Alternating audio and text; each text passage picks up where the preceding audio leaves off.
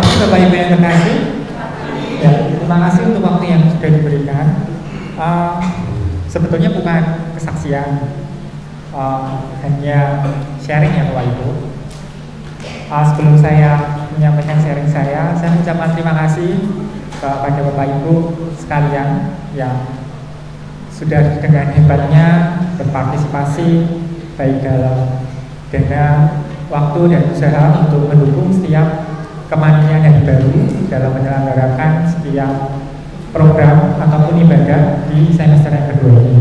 Saya secara pribadi dan mewakili panitia mengucapkan terima kasih. Saya cerita sedikit bahwa di semester ini memang saya ditunjuk sebagai ketua baru untuk memimpin rangkaian ibadah dari HUT 17 Agustus HUT RI yang telah kita selenggarakan bulan lalu dan HUT Gia Condorokusumo yang minggu depan kita akan rayakan juga, kemudian untuk rangkaian Natal dan Tahun Baru. Saya tergerak untuk mengambil tema itu seputar tentang keluarga. Kenapa saya menekankan kepada keluarga? Karena dari organisasi kecil ini atau lingkup kecil ini merupakan tempat kita untuk dididik, diajarkan untuk kita bisa berbagi dan menjadi berkat ke lingkungan yang lebih luas, entah itu lingkungan RT, RW, pekerjaan, bahkan di lingkup yang lebih luas lagi. Nah, sebetulnya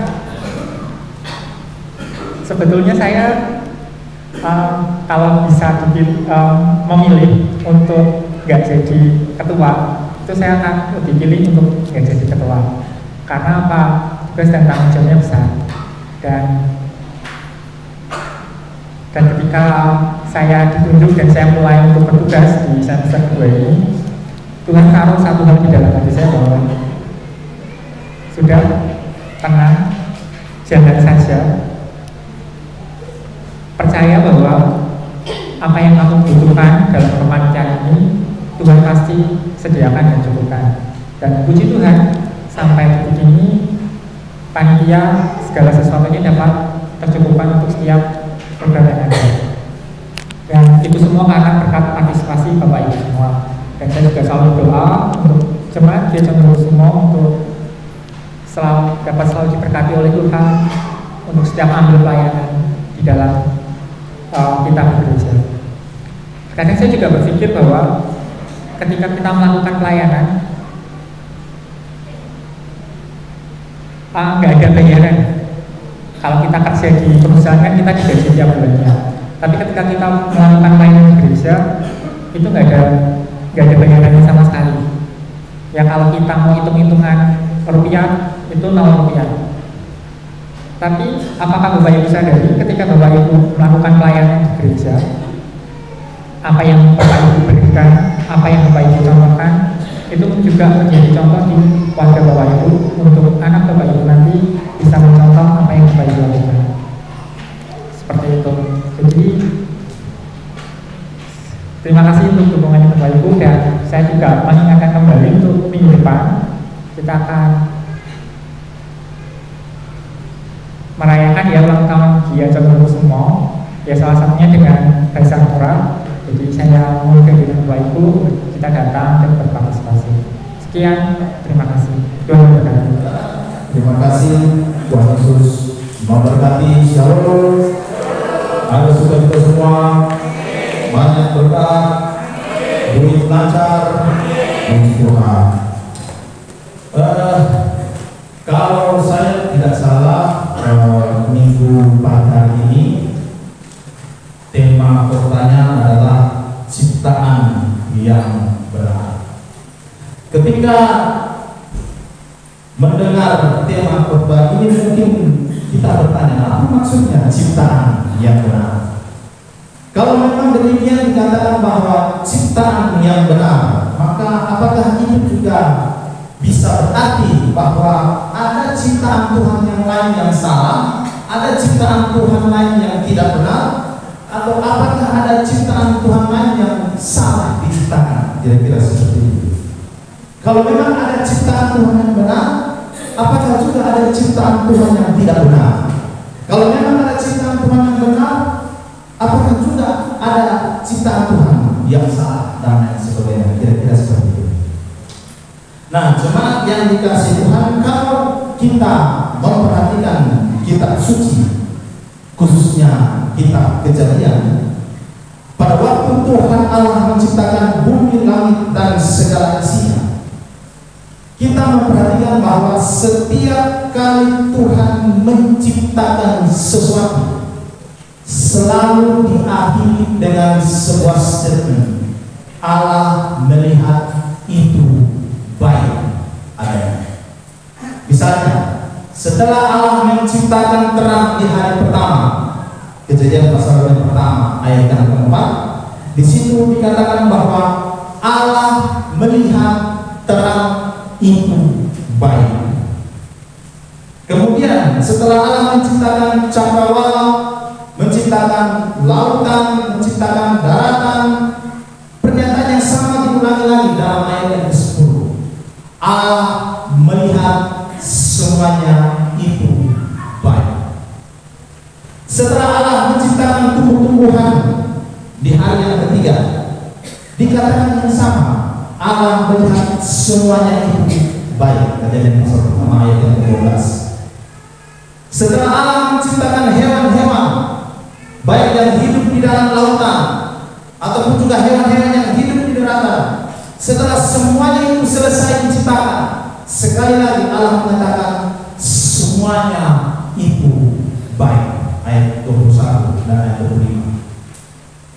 Tapi yang menarik adalah setelah Allah menciptakan manusia di hari yang ke-6, di mana manusia itu merupakan puncak dari semua ciptaan Allah di muka bumi ini.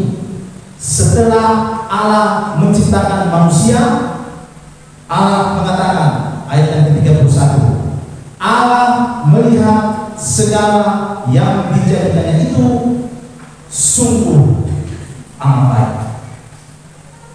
Jadi perhatikan, pada ciptaan-ciptaan yang lain, ketika Allah menciptakan terang, Allah menciptakan cakrawala, Allah menciptakan benda-benda bergerak, daratan, lautan, tumbuhan, hewan-hewan, dan lain sebagainya, setiap kali setelah Allah selesai menciptakan sesuatu, selalu diakhiri dengan pernyataan Allah melihat ini baik, Allah melihat itu baik, Allah melihat ini baik, dan seterusnya.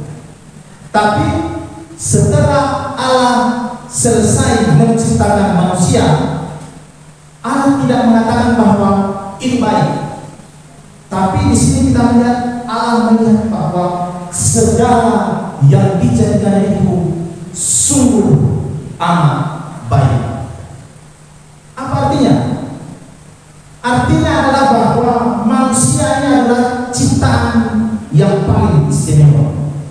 Manusia adalah ciptaan Allah yang paling mulia. Manusia adalah ciptaan Allah yang luar biasa.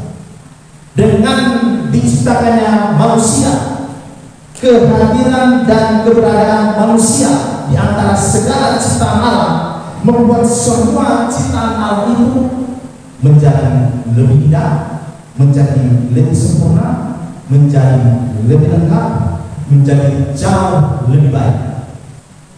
Itulah sebabnya setelah manusia itu selesai diciptakan, setelah manusia itu Allah selesai menciptakan, dan Allah melihat semua ciptaan-ciptaan yang lain sungguh amat baik. Pertanyaannya adalah mengapa bisa demikian? Jawabannya adalah karena manusia diciptakan tidak sama seperti ciptaan Allah yang lain. Ada kekhususan tertentu yang dimiliki oleh manusia dan itu tidak dimiliki oleh ciptaan yang lain. Ada kekhasan tertentu yang ada di dalam diri manusia yang tidak ada dalam ciptaan-ciptaan Allah yang lain. Apa itu?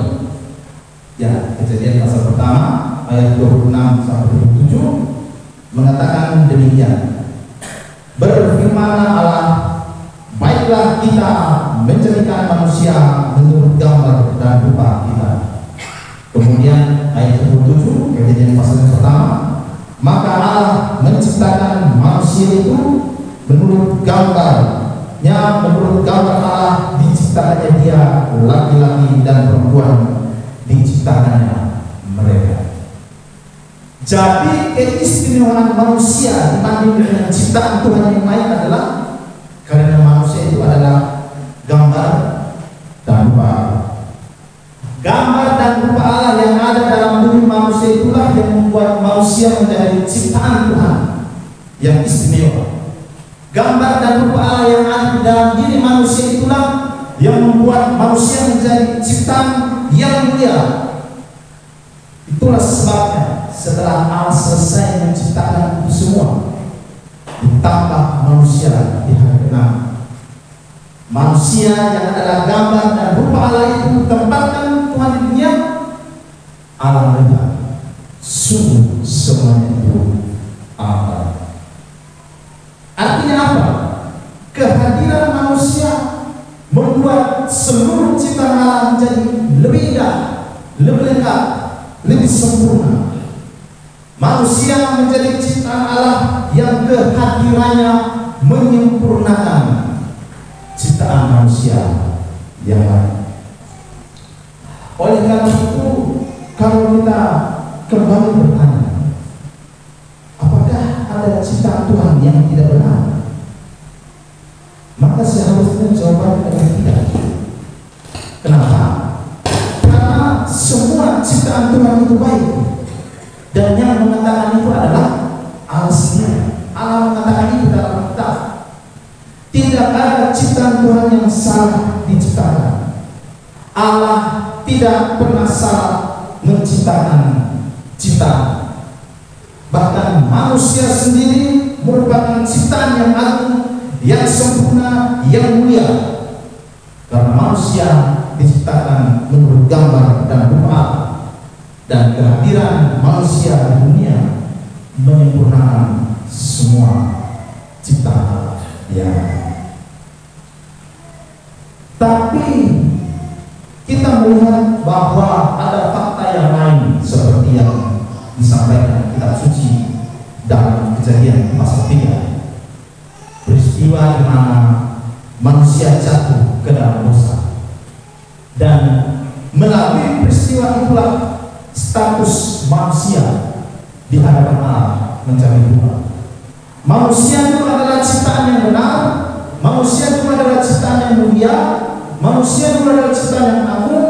Kehadirannya di bumi ketika diciptakan membuat Tuhan mengatakan sungguh amat baik. Tetapi ketika dia jatuh ke dalam dosa, status dia berubah.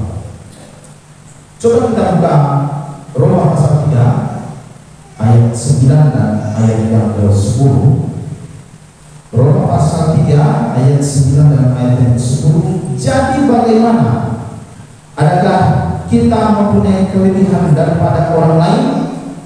Sama sekali tidak. Sebab di atas telah kita tuduh baik orang Yahudi maupun orang Yunani bahwa mereka semua ada di bawah kuasa dosa. Ayat 10, seperti ada tertulis, tidak ada yang benar seorang pun tidak. Dosa inilah yang membuat tidak ada satu manusia pun di muka bumi yang benar. Ayat yang ke-23 dari Roma ini pasal 3, karena semua orang telah berbuat dosa dan telah kehilangan kemuliaan. Dosa telah membuat manusia kehilangan statusnya sebagai ciptaan yang benar di hadapan Allah. Dosa telah membuat manusia kehilangan kemuliaan Allah. Dosa pula yang membuat manusia terpisah dari Allah. Bahkan dosa itulah yang membuat segala apapun yang dilakukan oleh manusia, sekalipun itu kebaikan, tetap dihitung sebagai dosa. Ayat 12 dari Roma pasal 3 ini, semua orang telah menyeleweng, mereka semua tidak berguna, tidak ada yang berbuat baik seorang pun. Nah, inilah status manusia setelah jatuh ke dalam dosa. Status manusia berubah. Dulu manusia itu adalah penyempurna semua ciptaan Allah. Sekarang setelah manusia jatuh ke dalam dosa, manusia kehilangan kemuliaan Allah. Dulu manusia diciptakan dalam keadaan yang sempurna. Kehadirannya di dunia membuat Allah melihat semua ciptaan yang ada itu dengan mengatakan sungguh amat baik. Tapi setelah manusia itu jatuh ke dalam dosa, manusia tidak hanya kehilangan kemuliaan Allah, apapun yang dilakukan oleh manusia itu menjadi tidak benar. Apapun yang dilakukan oleh manusia itu salah. Bahkan kebaikan dihitung sebagai kejahatan. Manusia ini menjadi makhluk yang di dalam dirinya sama sekali sedikit pun tidak ada kebenaran, karena itu manusia berdosa, dan konsekuensi yang harus diterima oleh manusia adalah binasa dan kekal, seperti yang diajarkan oleh kitab suci kepada kita. Nah, lalu apa yang harus dilakukan? Bagaimana caranya agar manusia itu bisa kembali kepada Tuhan? Bagaimana caranya agar manusia itu bisa berkenan kembali kepada Tuhan sehingga dia menjadi ciptaan yang benar, yang sempurna, dan yang disukai oleh Tuhan? Sebagai ciptaan, manusia itu harus kembali harmoni dengan penciptaan. Apa maksudnya? Bukankah kita ini sebagai manusia adalah ciptaan, sementara Tuhan itu adalah pencipta? Bagaimana kita bisa menjadi harmoni dengan pencipta? Sekalipun kita tahu, tadi sudah saya jelaskan bahwa manusia itu diciptakan segambar dan serupa dengan Allah supaya dia bisa menjadi klop, bisa menjadi harmoni dengan penciptanya. Namun demikian kita menemukan fakta bahwa manusia jatuh ke dalam dosa, sedangkan Tuhan itu suci. Bagaimana manusia yang berdosa ini bisa harmoni dengan Tuhan yang suci? Belum lagi kalau kita berpikir bahwa manusia itu adalah bukan cuma ciptaan, bukan cuma berdosa, tapi dia terbatas. Sementara di pihak lain, Tuhan itu sang pencipta. Bukan hanya dia adalah Tuhan, bukan hanya dia adalah pencipta, tapi dia juga tak terbatas. Bagaimana yang terbatas bisa harmoni dengan yang tak terbatas itu? Bagaimana kita yang berdosa bisa harmoni dengan yang suci itu, yaitu Tuhan kita? Bagaimana caranya? Saya ingin mengajak kita untuk melihat sebuah teks. Ini adalah nats pembimbing kita.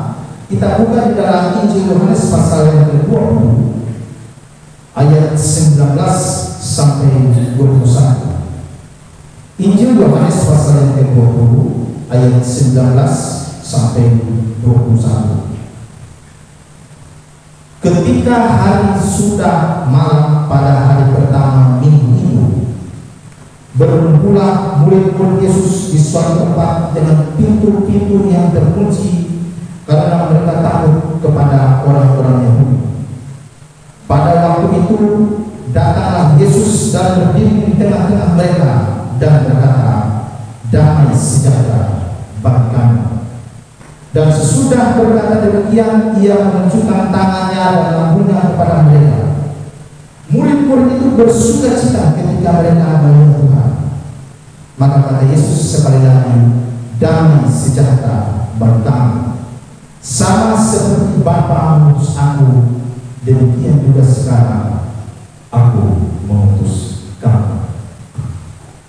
Jemaat yang dikasihi Tuhan, ini adalah berita tentang kebangkitan Kristus. Berita mengenai Yesus mengalahkan maut itu, dan ini memberitahukan kepada kita bahwa kita yang adalah ciptaan, kita yang adalah orang-orang berdosa, kita yang adalah manusia yang terbatas, bisa harmoni dengan pencipta. Kita sebagai ciptaan bisa harmoni dengan Tuhan yang tak terbatas itu. Kalau kita perhatikan di dalam ayat 19 bagian B, di situ dikatakan begini, pada waktu itu datanglah Yesus dan berdiri di tengah-tengah mereka dan berkata, damai sejahtera bagi kamu. Yesus yang mati di kayu salib untuk menebus dosa saya dan saudara, dan itu sudah selesai dia lakukan. Yesus yang bangkit dan mengalahkan maut itu, kalau kita memperhatikan, seharusnya ketika dia datang kepada murid-murid, kehadiran itu seharusnya membuat murid-murid bergairah. Tapi sebaliknya, kalau kita perhatikan konteksnya, murid-murid masih berada dalam suasana ketakutan. Mereka sedang berada dalam suasana yang tidak mengerti Allah, sehingga mereka bersembunyi dalam ketakutan. Dalam konteks itulah Tuhan Yesus menampakkan dirinya kepada mereka. Yesus menampakkan diri kepada kumpulan murid-murid yang kala itu mereka sedang mengalami ketakutan. Kemudian Tuhan Yesus menunjukkan dirinya bahwa kemarin dia inilah yang besar, kemudian dikuburkan, tapi sekarang sudah bangkit dan dia betul-betul hidup. Dia menunjukkan diri, menampakkan diri kepada murid-murid, dan setelah itu dia berkata, damai sejahtera bagi kamu. Nah, Bapak Ibu Saudara, ketika Tuhan Yesus berkata kepada murid-muridnya, damai sejahtera bagi kamu, ini adalah perkataan yang benar. Ini adalah perkataan yang nyata. Ini adalah perkataan yang sungguh-sungguh terjadi. Jadi Yesus mengatakan, kamu yang ketakutan, kamu yang bersembunyi, hari ini aku berkata benar, hari ini aku berkata amin, damai sejahtera bagi kamu. Nah, kalau kita melihat kata damai sejahtera ini diterjemahkan dari kata Irene, ya. Jadi kalau ada orang yang namanya Irene, biasa saya dengar itu banyak sekali orang namanya Irene, ya. Itu artinya damai sejahtera. Nah, kata Irene ini ketika kita mendengar kata Irene ini, seringkali kita berpandangan bahwa damai sejahtera itu seperti kita berada dalam situasi badai, kita berada dalam situasi topan, kita berada dalam situasi yang penuh kegelisahan, ketakutan, suasana yang mencekam, suasana yang tidak enak. Tetapi dia masih tetap memiliki damai sejahtera karena ada pertolongan daripada Tuhan. Seringkali orang berpandangan seperti itu. Itu tidak salah, tapi kalau kita memperhatikan bahwa ide dari kata Irene di sini yang paling menonjol cenderung adalah perdamaian antara kedua kubu yang tadinya mereka berseteru. Perdamaian antara kedua kelompok masyarakat yang tadinya mereka saling bermusuhan. Kemudian ketika ada seorang yang mendamaikan, sehingga terjadilah perdamaian antara kedua belah pihak tersebut. Nah, itulah sebenarnya arti kata Irene, yang terjadi perdamaian. Tapi yang menarik, sekalipun terjadi perdamaian, hakikat keduanya tidak berubah. Barangkali mungkin yang paling gampang bagi kita untuk memahaminya adalah seandainya ada dua orang yang sedang berseteru. Dua orang ini mungkin berseteru karena selisih pendapat, kemudian mereka berseteru. Tapi kemudian bukan hanya berseteru, tapi juga mereka saling mengkritik. Bukan hanya mereka saling mengkritik, tapi juga saling menyerang. Bahkan saling menyerang dengan begitu sangat luar biasa, seperti ini terjadi perang dunia ketiga mungkin, dan kadang-kadang mungkin bisa macam-macam, mungkin beda pandangan, mungkin beda pendapat, beda ajaran, beda persepsi,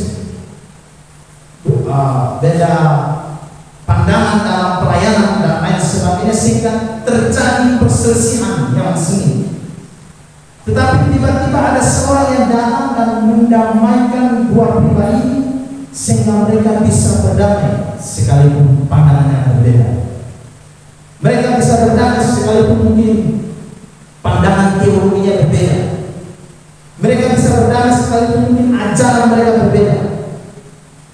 Jadi mungkin teologi berbeda, pandangan berbeda, ajaran berbeda, tetapi bisa berdamai. Itulah ini. Itulah yang dimaksudkan dengan harmoni. Biasanya mungkin yang paling gampang untuk melukiskan ini adalah ketika kita mendengar sebuah paduan suara. Tentunya ada suara soprano, suara alto, suara tenor, suara bass. Keempat jenis suara ini berbeda satu sama yang lain. Tetapi kalau keempat suara ini berada tangan seorang komponis yang hebat misalnya, maka akan bisa bersatu, bisa menciptakan sebuah harmoni, bisa menjadi sebuah nyanyian yang indah, yang merdu, yang nikmat, dan yang berkelas. Itulah harmoni. Kemudian orang mungkin bertanya, oke, kalau misalkan soprannya bagus, altonya bagus, tenornya bagus dan bagus, tapi misalnya salah satunya fals, misalnya salah satu di antara keempat itu fals, bisa harmoni tidak? Sulit ya? Sulit untuk mendengarkan sebuah keindahan kalau ada satu suara yang bagus, karena ada satu yang fals. Dan saudara tahu apa artinya fals? Fals itu bahasa Belanda ya, artinya menyimpang. Menyimpang dari not yang sesungguhnya. Tapi kalau seandainya dia pas nadanya, baik soprannya, altonya, tenornya, bassnya, keempat suara itu pas, akan menghasilkan sebuah irama yang indah. Dan itulah harmoni, itulah irama. Sekarang coba kita masuk dalam kehidupan kita. Manusia adalah ciptaan Tuhan. Kita bayangkan entah manusia dengan segala macam perbedaan yang ada. Mungkin ada yang sopran, mungkin ada yang alto, ada yang tenor, kemudian ada yang bass. Tapi kemudian taruhlah gambarannya Tuhan itu soprannya di sana. Asal kondisi kita tidak pas, asal kondisi kita tidak menyimpang, asal kondisi kita bisa harmoni, maka kita akan sama dengan Tuhan. Kita akan searah dengan Tuhan. Kita akan harmoni dengan Tuhan. Kita bisa harmoni dengan Tuhan, dan kita bisa menjadi indah. Nah, sekarang saudara bayangkan, kita semua manusia memang dalam tanda kutip fals. Kita semua manusia memang menyimpang. Kita semua manusia sudah berdosa sehingga gak mungkin bisa harmoni dengan Tuhan. Sekalipun kita dikatakan segambar dan serupa dengan Tuhan, tapi keadaan kita yang sudah jatuh ke dalam dosa membuat kita tidak mungkin bisa harmoni dengan Tuhan. Gak mungkin kita bisa harmoni dengan Sang Pencipta. Inilah sebabnya ketika Yesus sudah mengalahkan dosa di kayu salib, ketika Yesus sudah bangkit dan mengalahkan maut, dan ketika Dia membuktikan bahwa dirinya itu benar-benar hidup, Dia datang kepada murid-muridnya yang mereka masih merasa bersalah, yang mereka masih merasa berdosa,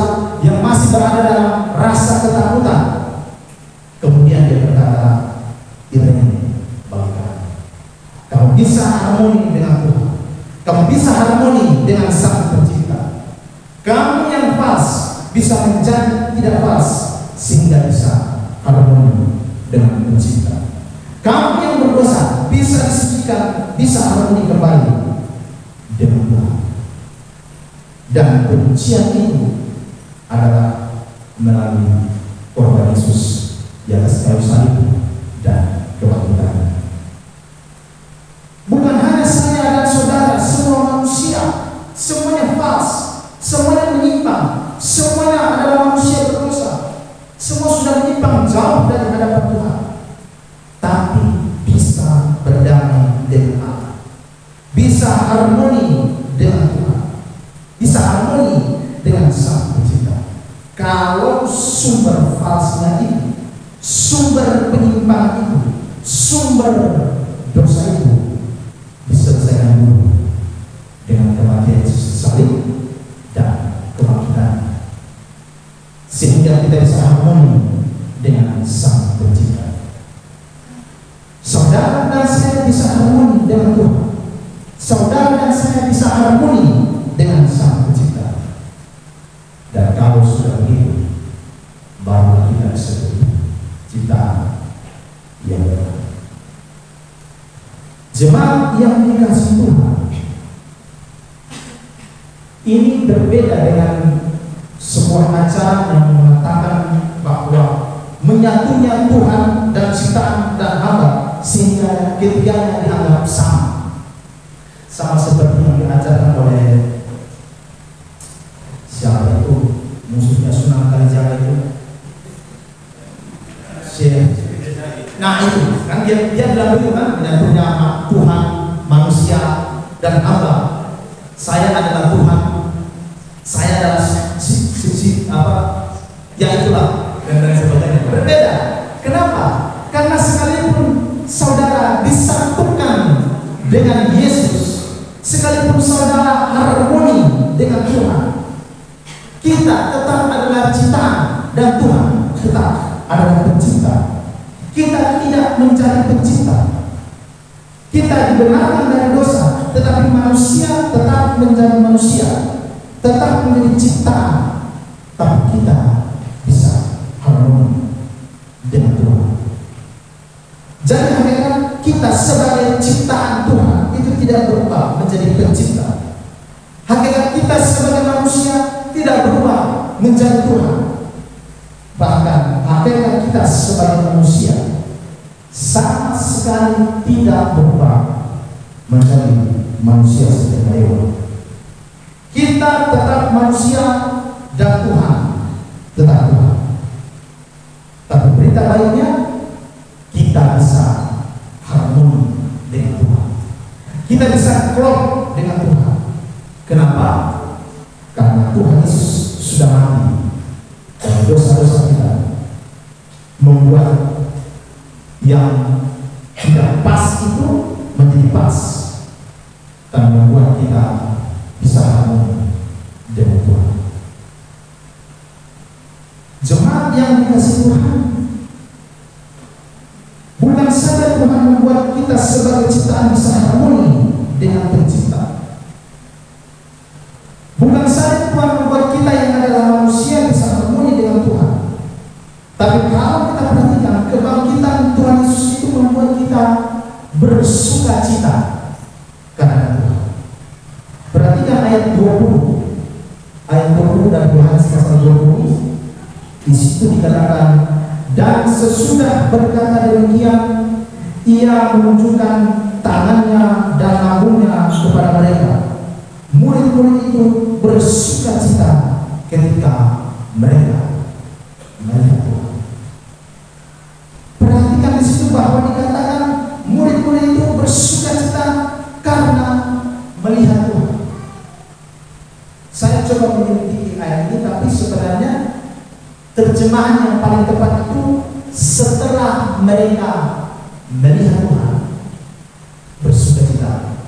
Kalau kita melihat di ayat ini ya, ketika mereka bersuka cita ketika mereka melihat Tuhan. Tapi sebenarnya yang paling cocok itu ketika setelah mereka melihat Tuhan. mereka bersuka-cita. Setelah Tuhan menampakkan diri, setelah mereka melihat Tuhan, bersuka-cita mereka. Bagi saya ini menarik. Karena apa? Tuhan Yesus datang membuktikan dirinya. Saya ini yang kemarin mati di kayu salib, tapi sekarang sudah bangkit dan hidup, dan sungguh-sungguh hidup. Dia datang membuktikan dirinya bahwa dia sungguh-sungguh bangkit. Lihatlah, ini tangan saya yang kemarin terpaku, ini lambung saya yang kemarin tertusuk. Setelah mereka melihat itu, setelah mereka paham itu, setelah mereka mengalami bahwa Tuhan Yesus yang mati itu sudah bangkit dan sekarang hidup, maka mereka bersukacita. Nah, kalau kita perhatikan kata bersukacita di sini, dari kata ekharesia yang akar katanya dari kata hairo, dan saya melihat di kamus hairo itu bisa berarti girang, bisa berarti bergembira, dan bisa juga seperti apa yang dikatakan dalam teks ini, bersukacita.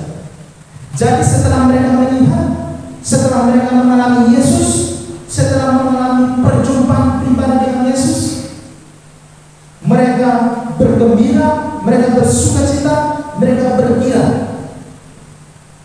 Coba perhatikan, tadinya mereka ketakutan, tadinya mereka bersembunyi karena takut, tapi setelah mereka melihat Yesus yang bangkit dari kematian, setelah mereka melihat Yesus yang hidup, setelah mereka melihat fakta dan bukti bahwa Yesus yang kemarin mati di salib itu dengan lambung dan lubang dan tangan kakinya terpaku, sekarang itu setelah mereka melihat itu, bersukacita mereka.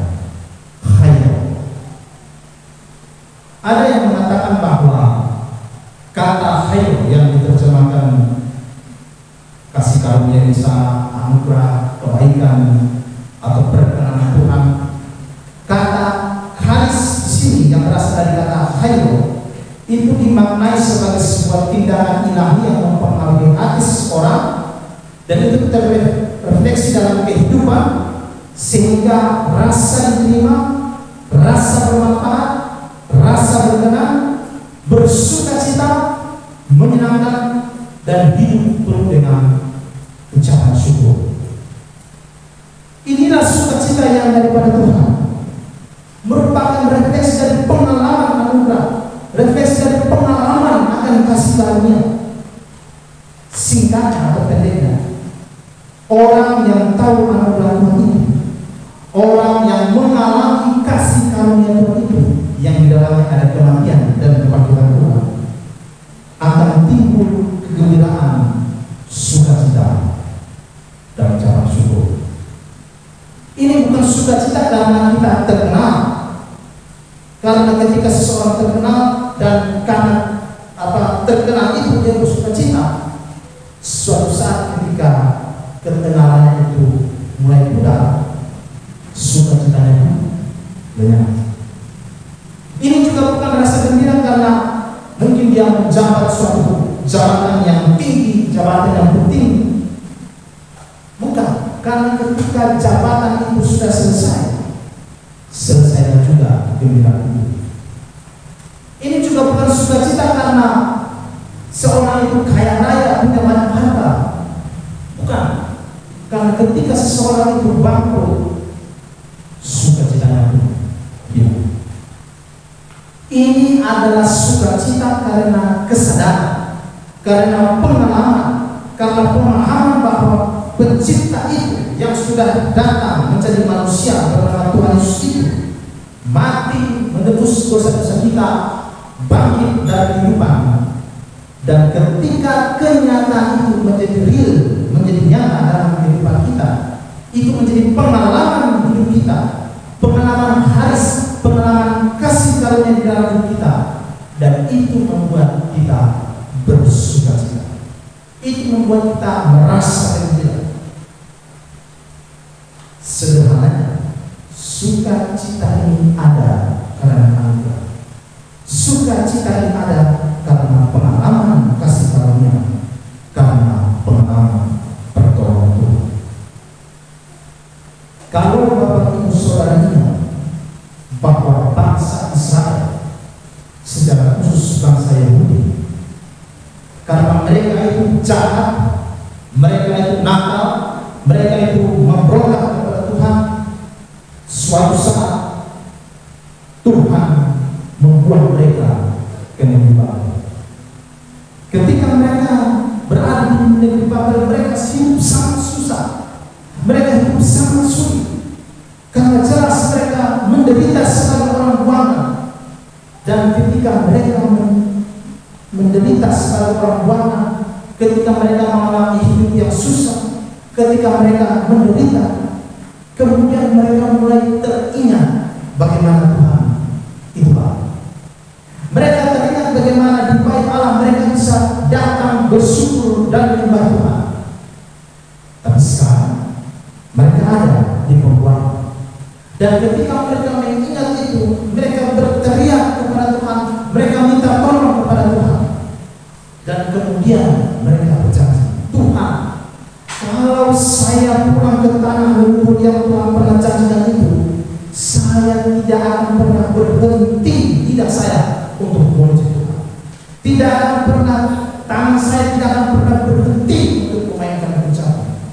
Tubuh saya tidak akan pernah berhenti untuk menarikan Tuhan.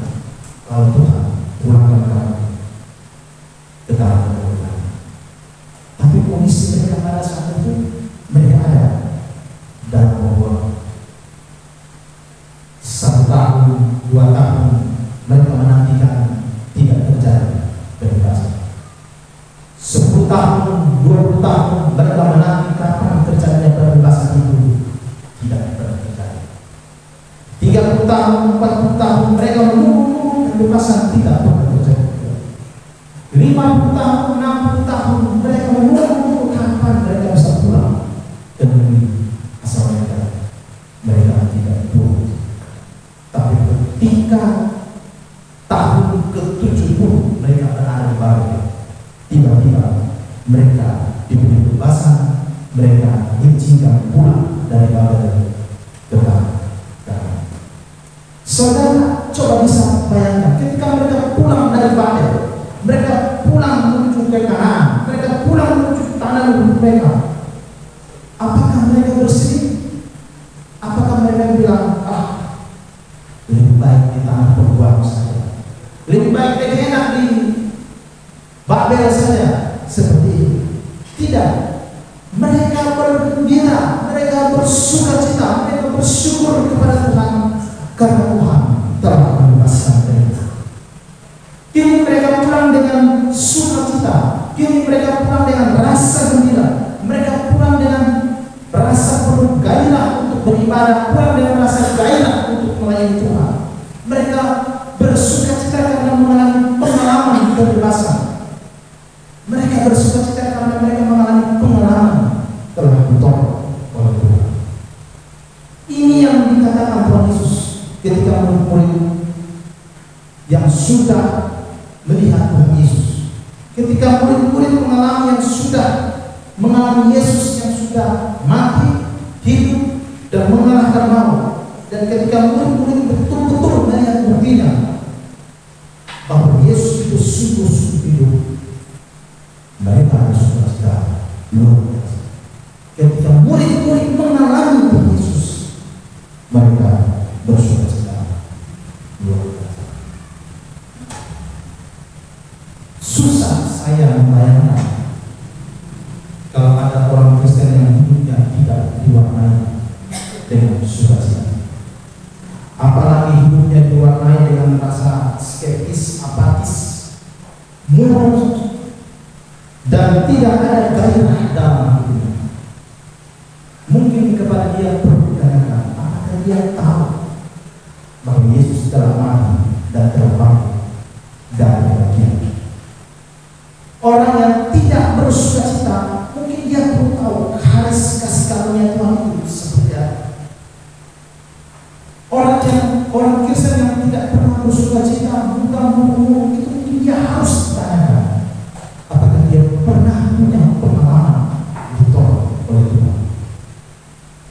orang Kristen yang sejati, orang Kristen yang sudah mengalami kematian dan kebangkitan Yesus di dalam hidupnya.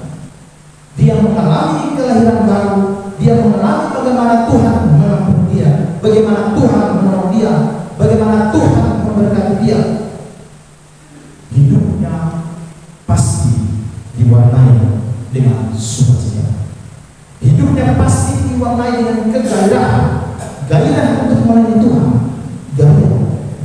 gairah untuk mengabdi kepada Tuhan, dan dia akan selalu bersukacita.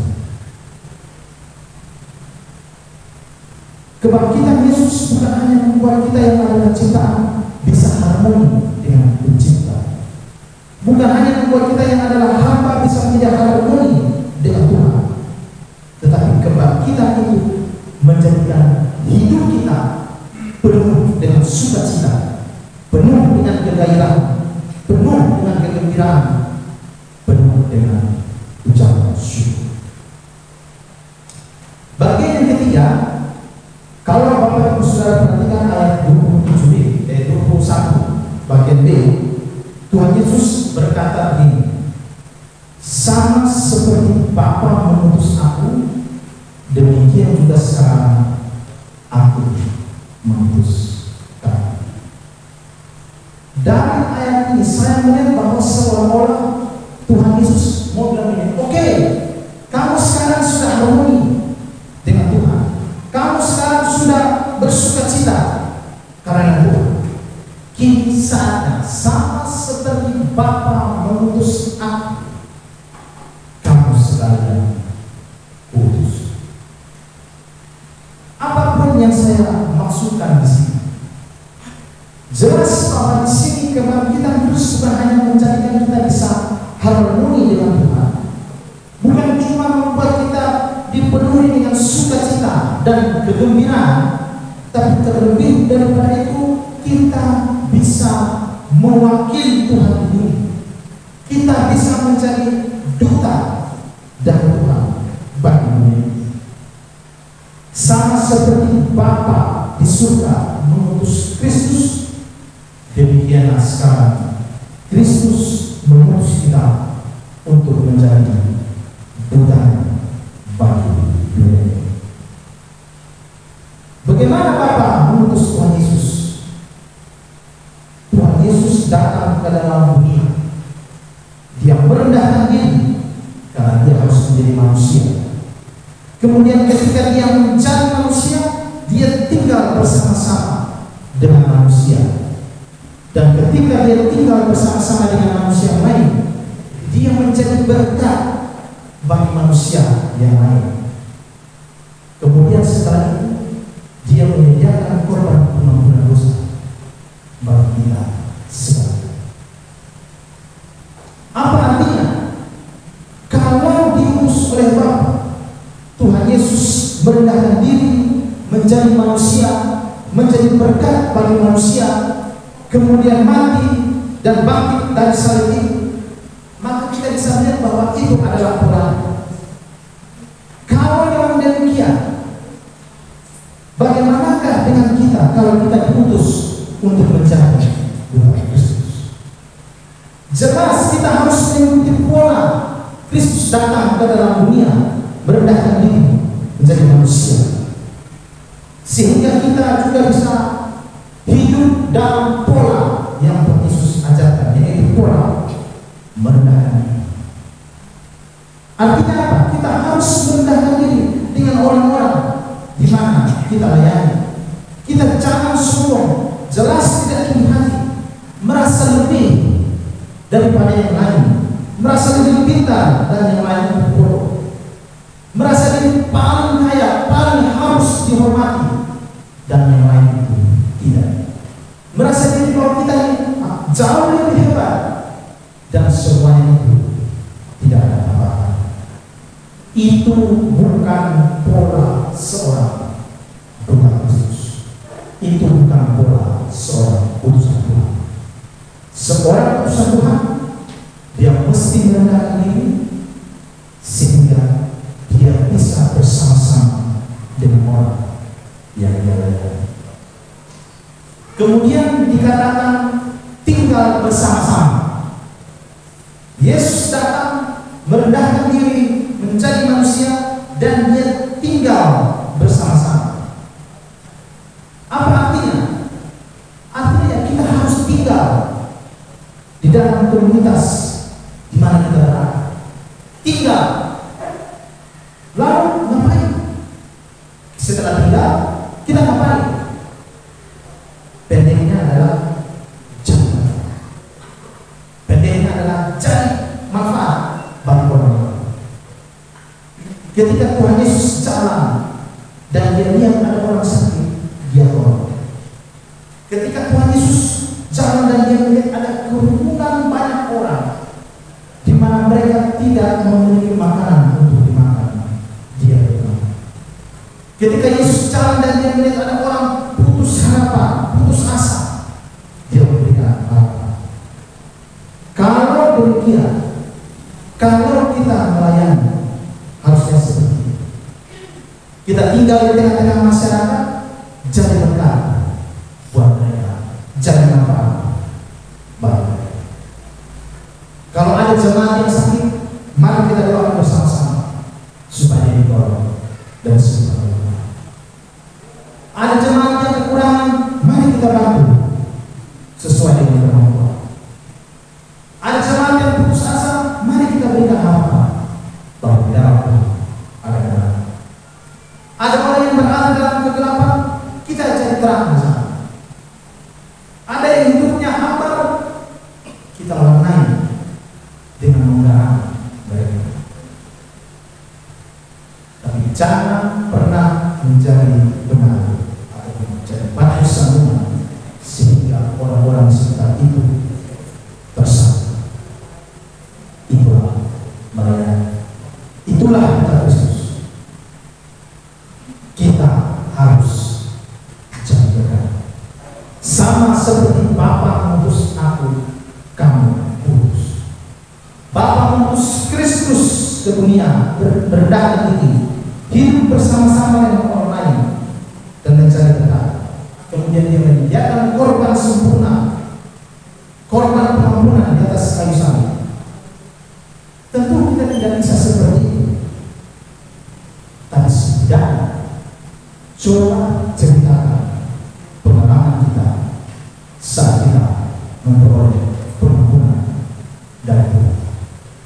Kita bisa menceritakan Yesus yang mengampuni kita. Kita bisa menceritakan bagaimana kita mengalami pertolongan Tuhan dan kehidupan kita. Itulah kita Kristus. Itulah utusan Tuhan.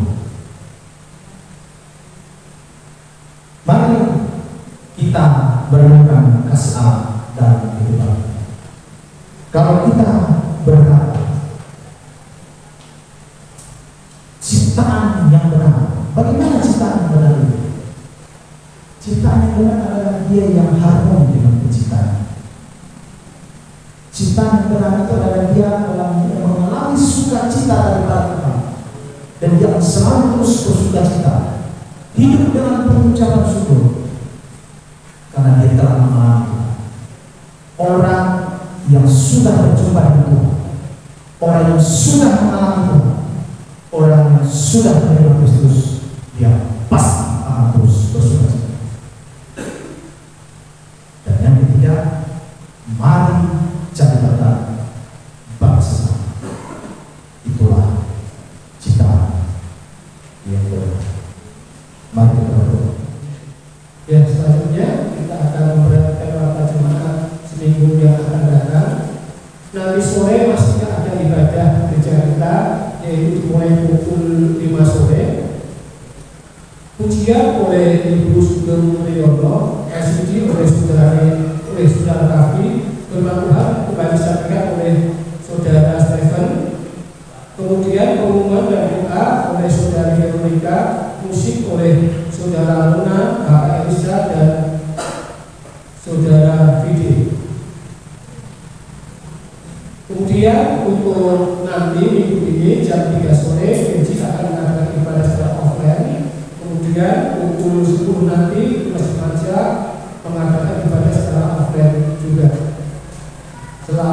surat keamanan petugas bagian baru. Kemudian hari Jumat KPK Kasih dan KPK Sukacita diliburkan. Untuk ibadah ke depan jenazah saudara simak di dalam tempat berjemaat atau di dalam WA saudara. Kemudian laporan keuangan, laporan kas pembangunan tahap ketiga mengalami saldo sebesar 20.28.875 rupiah. Kemudian laporan persekutuan Minggu 16 Oktober 2002 sebesar 12.065.000 rupiah. Laporan keuangan hari baru masih mengalami defisit sebesar 17.255.000 rupiah. Kemudian usai ibadah pagi ini para pemuda dia dimohon tinggal sejenak. Cukup sekian. Terima kasih. Saya kembalikan kepada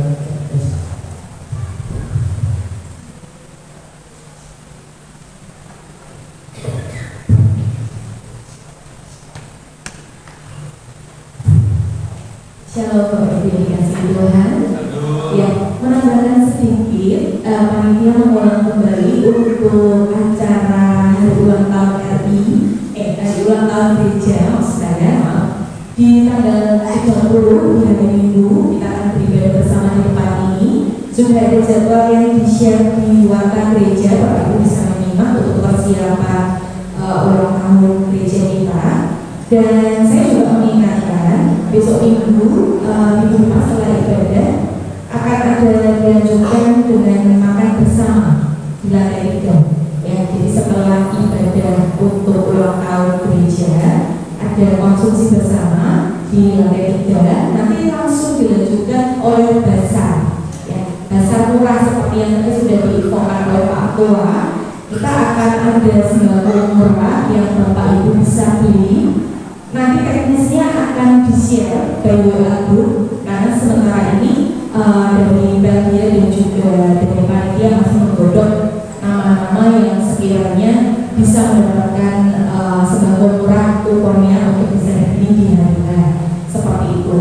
Dan berapa nominalnya nanti kita share juga di WA group. Selain itu ada bahasan juga untuk beberapa stand yang akan dibuka oleh jemaat. Sudah ada yang mendaftar ke saya. Nanti monggo kami mohon partisipasi Bapak Ibu untuk bisa hadir dan meramaikan acara dasar kita bersama. Ada stand makanan, ada stand yang lain-lain banyak. Jadi silakan siapkan diri Bapak Ibu untuk ikut meramaikan acara hari ulang tahun gereja. Dan kami panitia juga berharap ini semua dari kita, oleh kita dan juga oleh kita semua.